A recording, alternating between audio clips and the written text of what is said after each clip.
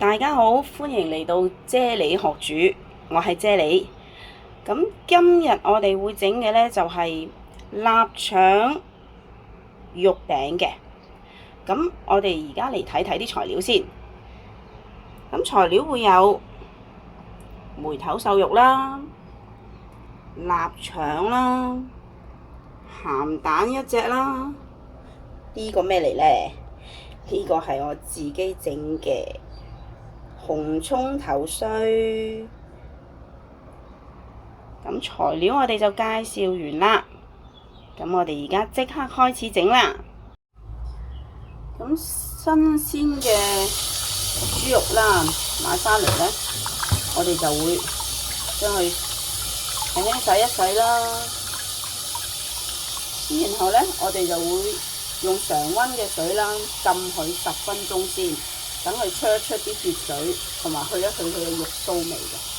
好，咁我哋而家呢就燒滾一鑊水啦。咁我哋就要飛一飛水佢啦，將啲出邊嘅塵埃啦，將條臘腸出邊嘅塵埃啦飛走佢。唔使太耐㗎，飛水大概10零20秒就 OK 㗎啦，就可以啦。我哋而家落翻起啲臘腸啦，合起咗臘腸之後呢，我哋就會將佢切咗佢㗎啦。咁臘腸飛完水之後呢，咁我哋就要將佢切到成一粒粒，切細粒佢啦。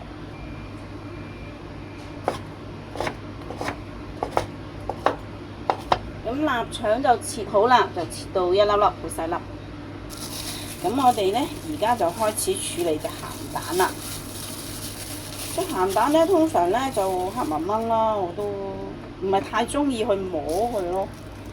咁我就會加少水喺個袋入邊，咁浸淋咗佢出邊啲黑色嘅泥啦。終於變白淨啦，佢係啦，終於白啦。OK，咁我唔驚佢啦而家。咁洗乾淨咗隻鹹蛋之後啦，咁我哋就攞個碗出嚟啦。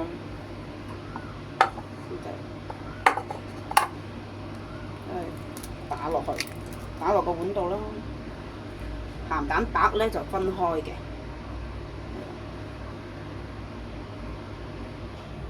咁豬肉浸咗10分鐘呢，就基本上去除咗一部分嘅啲豬嘅腥味啦，同埋有少臊味啦，去咗，同埋出咗啲血水噶啦。咁我哋呢，而家就將佢洗翻乾淨啦。豬肉呢就擎極都唔乾嘅，咁我哋就用啲廚房紙索乾佢啦。攞啲廚房紙啦。咁我哋嚿豬肉就好乾水啦。我哋呢就要將佢切成細細嚿啦。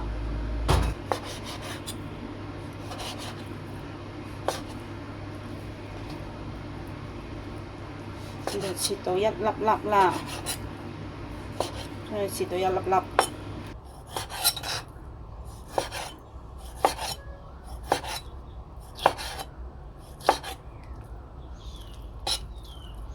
咁我哋就將啲豬肉擺落個絞肉機度啦。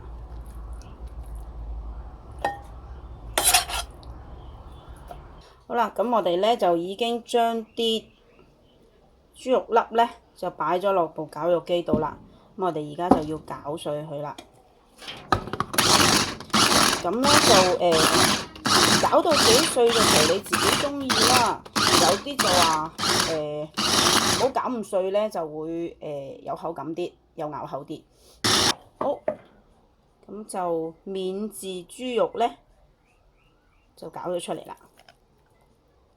咁我哋呢就將啲免治豬肉呢，就倒咗落個大啲嘅兜度先。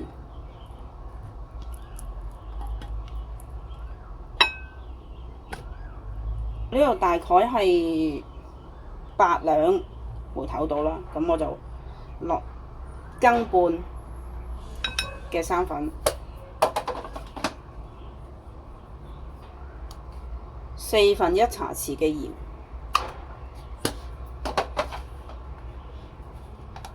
半茶匙嘅糖，就撈勻咗佢先。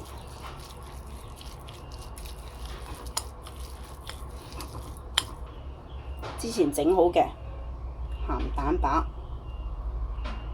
我哋最好就分2次啦，就落去嘅。咁要打圈咁樣去撩佢啦，咁佢就會啲個肉餅整出嚟咧就有咬口啲啦，同埋個肉餅唔會散咯。加埋最後嗰啲鹹蛋白落去啦，咁我哋就繼續係撩佢啦，不停咁樣撩，打圈咁樣撩咯。係啦，撩到佢而家睇到咧，基本上咧啲鹹蛋白咧係俾啲豬肉吸晒落去噶啦。係啦，咁啲豬肉亦都開始漲身啦，因為索咗啲鹹蛋白落去，開始漲身。咁我哋咁加呢個1茶匙到嘅紅葱頭碎加落去，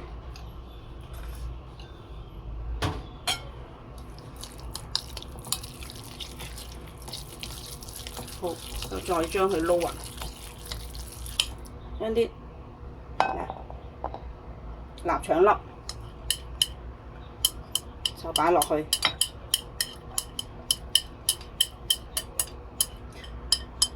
我哋會留翻少少嘅臘腸粒，唔好擺晒落啲肉度撈住，咁就留翻佢嚟擺喺個肉餅面度嘅。你哋都係繼續撈啦，就將啲臘腸同啲肉碎 mix 埋一齊啦。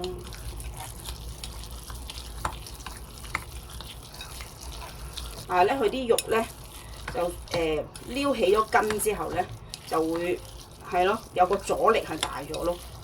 咁你就要用更大力去撩佢啦。咁就到咁上下個狀態咧，就基本上整出嚟個肉餅咧就唔會散晒啦，同埋有咬口。係啦，咁我哋而家咧就將佢擺落隻碟度啦，將啲肉餅擺落個碟度。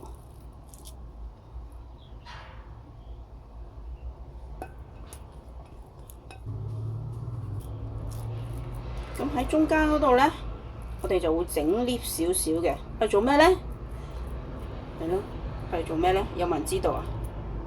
歡迎留言啊，話俾我聽啊！整個窿嚟做咩咧？凹咗落去呢度，係啦。咁其實咧就係擺我哋呢個嘅鹹蛋黃嘅。咁將個鹹蛋黃咧就鑲落去啦，係整得靚靚地咁樣。好。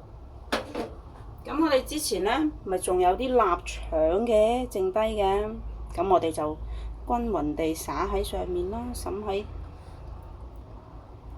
喺個肉餅面啦。啲臘腸喺面咧，個蒸出嚟擺係特別香嘅喎。呢個肉餅咧就帶飯人士啦，趕時間嘅人士啦，就非常之啱整嘅呢個餸。咁就通常咧，我就會將佢擺喺飯面度蒸嘅，飯熟餸又熟。咁如果係帶飯嘅話咧，朝頭早起身就將呢個擺落去，同啲飯一齊煮。刷牙、洗面、化妝、梳頭之後咧，出到嚟咧，基本上飯同肉餅都熟噶啦。咁中意嘅可以落多條菜咯，如果唔中意嘅話，就帶多2個生果返公司食啦。咁就營養均衡，又唔使出去嗌飯，咁就都一個唔錯嘅選擇嚟㗎。好，咁而家咧就已經煮好咗啦，睇下，哇，好香臘腸味喎，仲有好多肉汁添，一陣間可以攞嚟撈飯。我女係好中意食嘅，就各位中意嘅有興趣嘅，不妨試下整啊！